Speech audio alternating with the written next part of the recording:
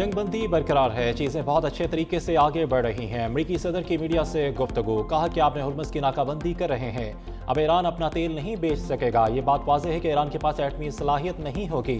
Iran ने वादा किया था कि आपने हुर्मुज़ खोलेगा, लेकिन उसने झूठ बोला। सदर ट्रंप की पॉपलियो पर भी तनकीद, बोले कि पॉपलियो अच्छा काम नहीं कर रहे।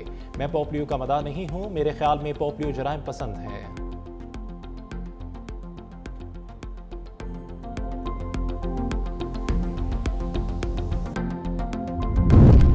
यहूद हनूद के गठजोड़ पर मोदी सरकार शदीद तनकीद की जद में। ईरान इसराइल कशीदगी पे खामोशी से भारत अंदरूनी मुल्क दबाव का शिकार। पाकिस्तान को खित्ते के बहरान में कलीदी किरदार करने पर अमली सतह पर पिज़राई। अमरीकी जरीदे के मुताबिक पाकिस्तान की सफारती कोशिशों से बड़ी जंग का खतरा टला और सालसी किरदार नुमाया रहा। भारतीय अपोजिशन भी पाकिस्तान की बेहतर सफारतकारी की मौतरफ। माहिरीन के मुताबिक दोगली पॉलिसियों और इंतहा पसंद रुझानात के बायस भारत आलमी सतह पर तनहाई का शिकार हुआ, जबकि पाकिस्तान एक बावकार और बाएतमाद ताकत के तौर पर उभर रहा है।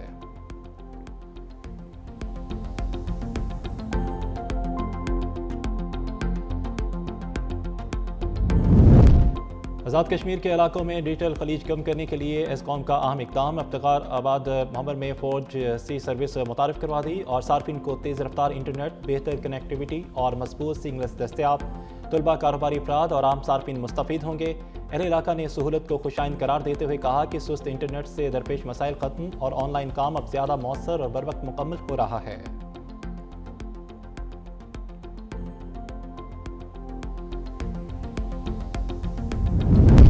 सिंध काबीना की आउटसाइड बजट फंड्स की मंजूरी। ट्रांसपोर्टर्स के लिए फ्यूल सब्सिडी स्कीम में सिंध हुकूमत 14 अरब 36 करोड़ रुपए का हिस्सा डालेगी। मुल्क भर में एक माह के लिए 55 अरब रुपए की सब्सिडी दी जाएगी। वफाक 23 अरब के किफ़ायती फंड से आगाज़ करेगा। NFC शेयर्स की बुनियाद पर रकम लेने की तजवीज़ की मुखालफत। अदायगियाँ असल अखराजात के डाटा की बुनियाद बाद अज़ा होंगी और सब्सिडी बैन अज़लाई, पब्लिक और फिर ट्रांसपोर्ट को दी जाएंगी।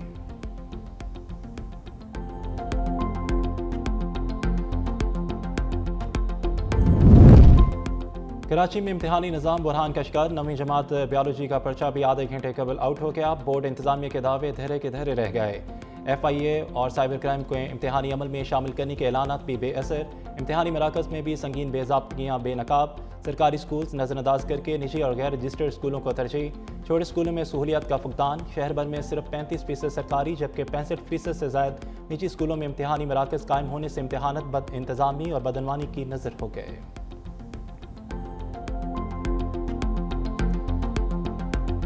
ईरानी स्पीकर बाकर कालिबाफ ने बाल अमेरिका के कोर्ट में डाल दिया। कहा, अमेरिका ईरान के मौक़िफ़ और उसूलों को समझ चुका है, फैसला अमेरिका ने करना है, वो हमारा एतमाद हासिल कर सकता है या नहीं।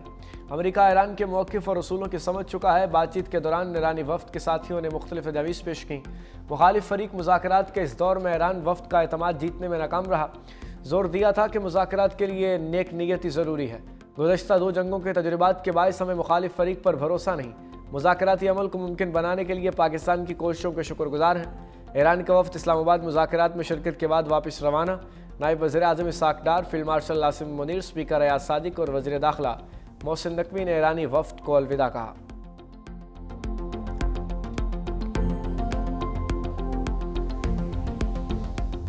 नायब वज़ीर आज़म इसाक डार इस्लामाबाद मुज़ाकरात पर पुरुमीद, कहा फ़रीक़ैन जंगबंदी बरकरार रखें, पाकिस्तान सिफारती कोशिशें जारी रखेगा। फील्ड मार्शल के साथ फ़रीक़ैन के दरमियान कई मराहल पर मुश्तमिल सख्त लेकिन तामीरी मुज़ाकरात में सालसी किरदार अदा किया। मुज़ाकरात 24 घंटे तक जारी रहे और सुबह इख्तिताम को पहुँचे। उम्मीद करते हैं कि दोनों जानिब से इसी मस्बत जज्बे के साथ पेशरफ्त जारी रहेगी ताकि पूरे खित्ते और उससे आगे पायदार अमन और खुशहाली को यकीनी बनाया जा सके। पाकिस्तान की जानिब से दोनों फ़रीक़ैन का शुक्रिया अदा करता हूँ। दोनों ममालिक ने वज़ीर आज़म शहबाज शरीफ की दरख्वास्त पर मुसरबत रद्द-ए-अमल दिया। जंगबंदी के हसूल और सालसी में पाकिस्तान के किरदार को सराहा।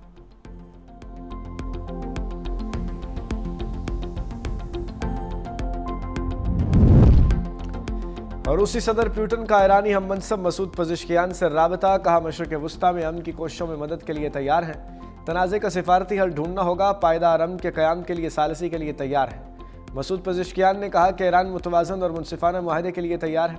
ऐसा मुआहदा करना चाहते हैं जो सिक्योरिटी और इस्तेहकाम लाए। अमेरिका आलमी क़वानीन के फ्रेमवर्क पर आमादा तो हुआ, मुआहदा मुश्किल नहीं।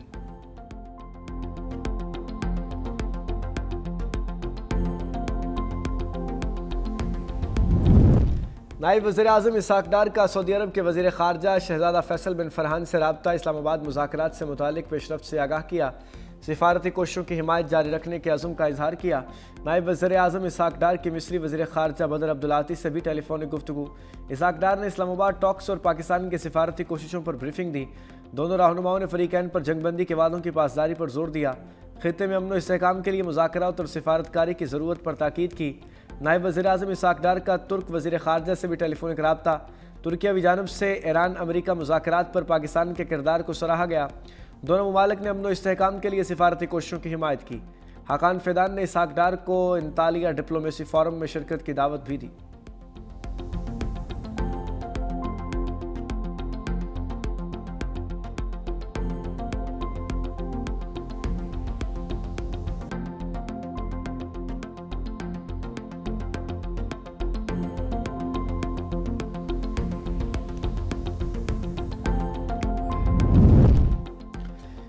پاسداران انقلاب بحریہ کی آبن ہرمز سے متعلق سخت وارننگ، کہا آبن ہرمز پر مکمل کنٹرول ہے، دشمن کو آبن ہرمز میں موت کے بھنور میں پھنسا دیں گے، اپنی آبی سرحدوں کے دفاع کے لیے پوری طرح تیار ہیں، کسی بھی جارحیت کا منہ توڑ جواب دیں گے۔ اس اہم بحری گزرگاہ پر صرف غیر فوجی جہازوں کو مخصوص قواعد کے تحت گزرنے کی اجازت ہے، کسی بھی خلاف ورزی کی صورت میں فیصلہ کن رد عمل دیا جائے گا۔ سربراہ ایرانی سیکیورٹی کمیٹی ابراہیم عزیزی نے کہا، آبن ہرمز سے گزرنے والے ہر جہاز سے نئے نظام کے تحت وہ ٹول وصول کریں گے۔ امریکیوں کو اس معاہدے کی ایران سے زیادہ ضرورت ہے، اگر ہماری شرائط قبول نہیں کرتے تو ہم اپنے راستے پر چلیں گے۔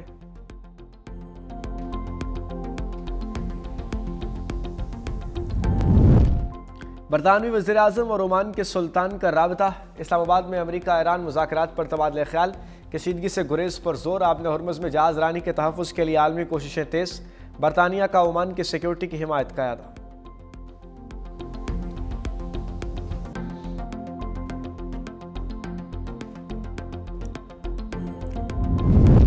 وزیر داخلہ محسن نقوی کا اسلام آباد مذاکرات کے شاندار انتظامات پر سیکیورٹی فورسز کو خراج تحسین، پاک فوج، پنجاب رینجرز اور فیڈرل کانسٹیبلری کی تعریف۔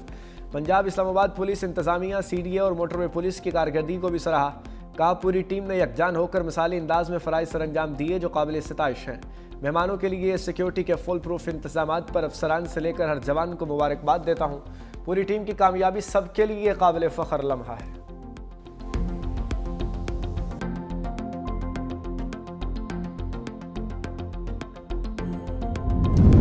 اسلام آباد مذاکرات پہلی قسط تھی، فوری بریک تھرو کی توقع نہیں ہونی چاہیے، پیپلز پارٹی رہنما شیر رحمان کا ایکسپر بیان، کہا امن معاہدے طویل اور مرحلہ وار مذاکرات کا نتیجہ ہوتے ہیں۔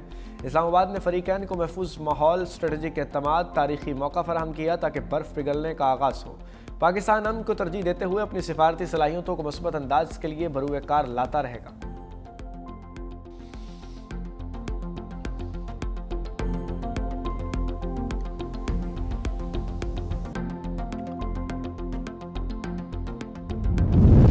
امریکہ کے اتحادی کینیڈا کا امریکہ کو بڑا دھچکا، دفاعی بجٹ کا بڑا حصہ امریکہ بھیجنے کا سلسلہ ختم کرنے کا اعلان۔ کینیڈین وزیر اعظم مارک کارنی نے کہا، اب ہر ڈالر کے 70 سینٹ امریکہ نہیں جائیں گے، کینیڈا اپنی دفاعی ضروریات خود پوری کرے گا۔ مارک کارنی ملک کی صنعت کو مضبوط بنانے کے لیے بڑے مشن کا آغاز کر رہے ہیں، کینیڈا کو اپنے ورکرز کی محنت سے طاقتور بنایا جائے گا۔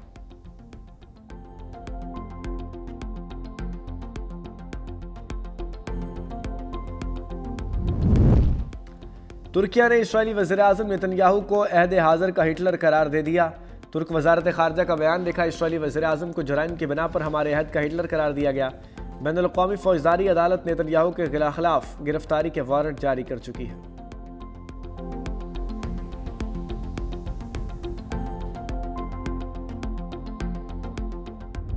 تل ابیب میں نتن یاہو کے خلاف مظاہرہ، جنگی جنون پر غم و غصے کا اظہار، مظاہرین نے جنگ روکو، نسل کشی بند کرو کے پلے کارڈز اٹھا رکھے ہیں۔ سابق اسرائیلی نائب چیف آف سٹاف یار گولان نے کہا کہ نتن یاہو دباؤ میں ہے، نتن یاہو جانتا ہے کہ جنگ کے مقاصد حاصل نہیں ہوئے۔